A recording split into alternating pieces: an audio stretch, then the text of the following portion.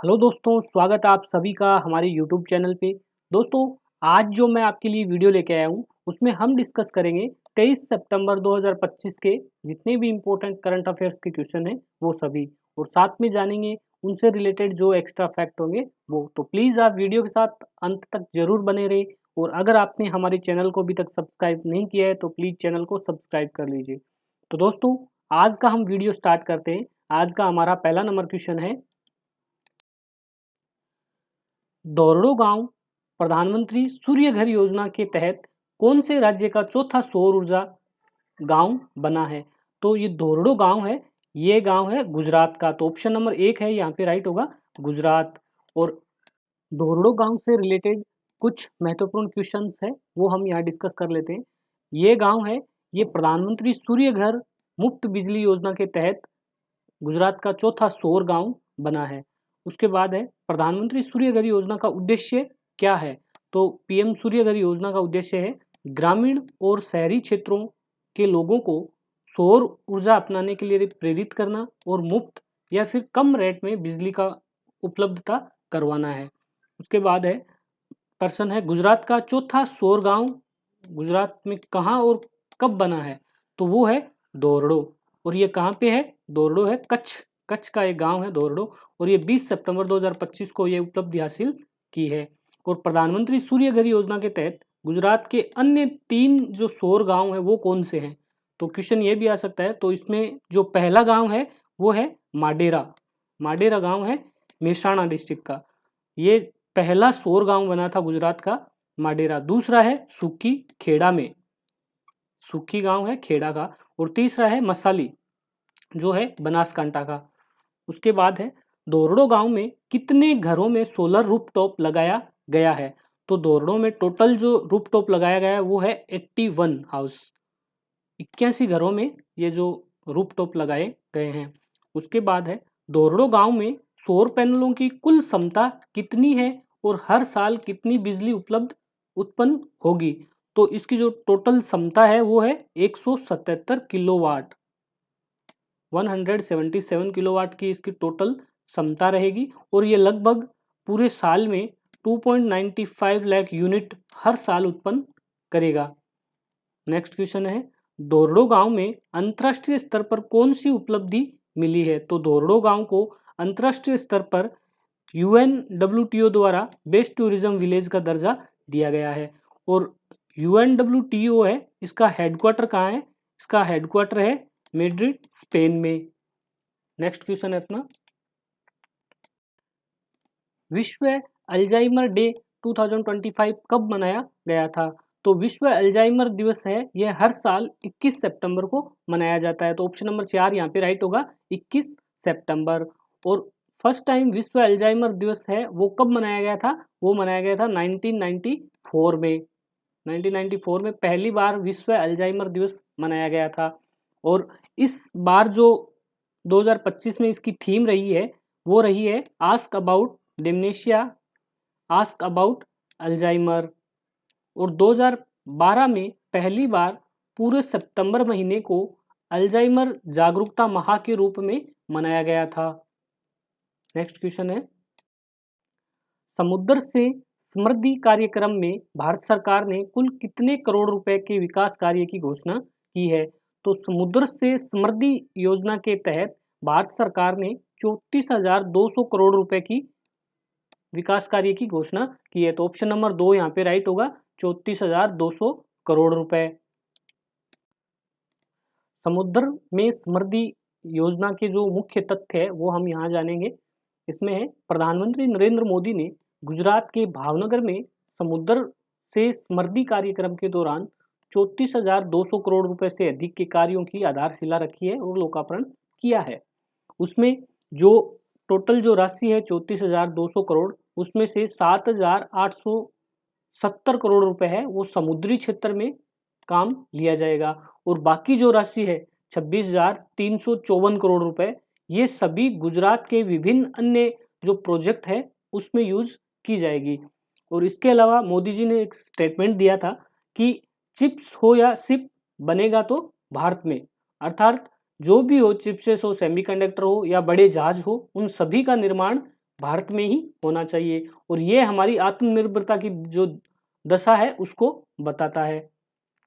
और इस कार्यक्रम में यह लक्ष्य भी सामने आया है कि भारत 2047 तक विकसित राष्ट्र बने।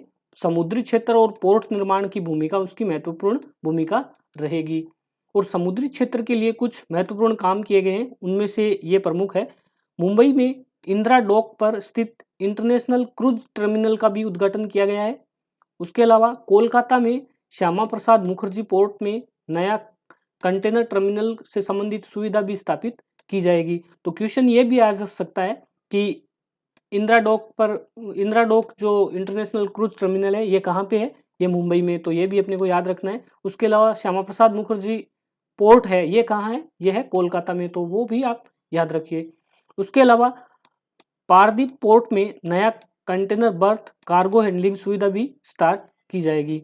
और बड़े जहाज़ों को एक लार्ज शिप जो भी है उन सभी को इंफ्रास्ट्रक्चर स्टेटस दिया गया है। नेक्स्ट क्वेश्चन है, स्पीड स्केटिंग विश्व चैंपियनशिप 2025 में भारत का पहला स्वर्ण पदक किसने जीता है? तो स्पीड स्केटिंग विश्व चैंपियनशिप 2025 में भारत की तरफ से आनंद कुमार वेलू कुमार ने स्वर्ण पदक जीता है। तो ऑप्शन नंबर 3 यहाँ पे राइट होगा, आनंद कुमार वेलू कुमार। भारत के 22 वर्षीय स्केटिंग करने वाले आनंद कुमार है।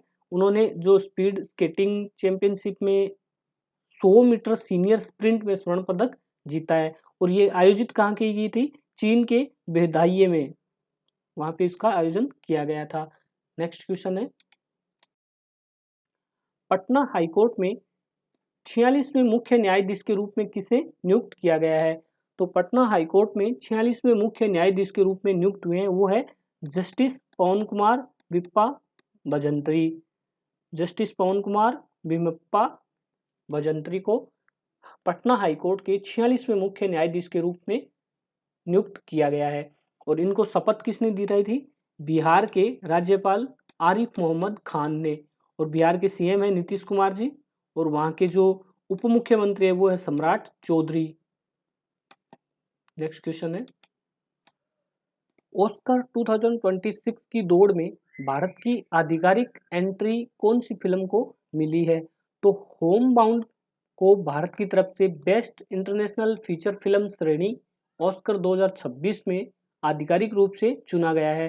तो ऑप्शन नंबर 2 यहाँ पे राइट होगा, होम बाउंड। होम बाउंड है ये अपना राइट आंसर है। और इस फिल्म के जो निर्देशक है वो है नीरज घाईवान। और मुख्य कलाकार में ईशान खट्टर, विशाल जेठवा और जानवी कपूर है। और इस फिल्म के जो निर्माता है वो है धर्मा प्रोडक्शन और सह निर्माता है आधार पूनावाला। नेक्स्ट क्वेश्चन है, कोरिया गणराज्य में भारत के अगले राजदूत के रूप में किसे नियुक्त किया गया है? तो भारत के अगले राजदूत के रूप में नियुक्त हुए हैं वो है गोरांगलाल दास। तो ऑप्शन नंबर 2 यहाँ पे राइट होगा, गोरांगलाल दास। गोरांगलाल दास है ये 1999 बैच के भारतीय विदेशी सेवा अधिकारी है। उन्हें MEA ने उन्हें कोरिया गणराज्य में भारत के अगले राजदूत के रूप में नियुक्त किया है। वर्तमान में वह विदेश मंत्रालय नई दिल्ली में पूर्व एशिया प्रभाग के संयुक्त सचिव के पद पर कार्यरत है। और अभी जो साउथ कोरिया में इस पद पर है वो है अमित कुमार है, वो अभी कोरिया गणराज्य में भारत के राजदूत है, जिनके स्थान पर अभी गोरांगलाल दास को नियुक्त किया गया है। और दक्षिणी कोरिया है, साउथ कोरिया है, उसका जो राजधानी है वो है सियोल और मुद्रा है वॉन। नेक्स्ट क्वेश्चन है, भारत के पहले क्रिकेटर कौन बने हैं जिन्होंने T20 अंतरराष्ट्रीय मैन T20 में 100 विकेट का कीर्तिमान स्थापित किया है? तो वो बने हैं अर्शदीप सिंह। तो ऑप्शन नंबर 3 यहाँ पे राइट होगा, अर्शदीप सिंह। उन्होंने ये रिकॉर्ड एशिया कप 2025 के ओमान के खिलाफ खेले गए मैच में पूरा किया है, जब उन्होंने विनायक शुक्ला को आउट कर 100 विकेट लिया। 100वां विकेट विनायक शुक्ला के रूप में उन्होंने लिया है। और ये उनका 64वां T20 मैच था। उन्होंने ये उपलब्धि पुरुष T20 क्रिकेट में 25वें गेंदबाज के रूप में हासिल की है, जिसका नाम 100 या 100 से अधिक विकेट लेने में शुमार हुआ है। नेक्स्ट क्वेश्चन है, भारतीय क्रिकेट इतिहास की सबसे तेज ODI सेंचुरी बनाने वाली खिलाड़ी कौन बनी है? ये महिला और पुरुष दोनों वर्ग में बनी है, तो वो है स्मृति मंदाना। तो ऑप्शन नंबर 2 यहाँ पे राइट होगा, स्मृति मंदाना। और इन्होंने ये ऑस्ट्रेलिया के विरुद्ध खेले गए मैच में ये कीर्तिमान हासिल किया है। और ये मैच कहाँ हुआ था? अरुण जेटली स्टेडियम नई दिल्ली में। और इससे पहले जो ये रिकॉर्ड था वो किसके नाम था? विराट कोहली के नाम से, जिन्होंने 52 गेंदों में शतक बनाया था 2013 में ऑस्ट्रेलिया के खिलाफ। और अभी स्मृति मंदाना ने मात्र 50 गेंदों में शतक बनाया, वो भी ऑस्ट्रेलिया के खिलाफ। नेक्स्ट क्वेश्चन है, कौन सी राज्य सरकार ने अम्बू करंगल योजना की शुरुआत की है? तो अम्बू करंगल योजना है, इसकी शुरुआत की गई है तमिलनाडु गवर्नमेंट के द्वारा। तो ऑप्शन नंबर 1 यहाँ पे राइट होगा, तमिलनाडु। और तमिलनाडु के जो मुख्यमंत्री है M.K. स्टालिन ने 15 सितंबर 2025 को अम्बू करंगल योजना की शुरुआत की है। और इस पहल के तहत अनाथ बच्चों को जो मासिक 2000 रुपए की छात्रवृत्ति प्रदान की जाएगी, ताकि वह अपनी शिक्षा को जारी रख सके। और इसे लॉन्च किया गया है वल्लोर, तिरुवन्नमलाई और रानीपेट जिलों में इस योजना की शुरुआत की गई है। तो दोस्तों, आज का हमारा वीडियो यहीं पे समाप्त होता है। आपको वीडियो कैसा लगा कमेंट बॉक्स में ज़रूर बताएं। और अगर आपने मेरे चैनल को अभी तक सब्सक्राइब नहीं किया है तो प्लीज़ चैनल को फटाफट सब्सक्राइब कर लीजिए और बेल आइकन को ज़रूर प्रेस कीजिए, ताकि मेरे आने वाले वीडियोज़ के नोटिफिकेशन है वो भी आपको मिलते रहे। धन्यवाद।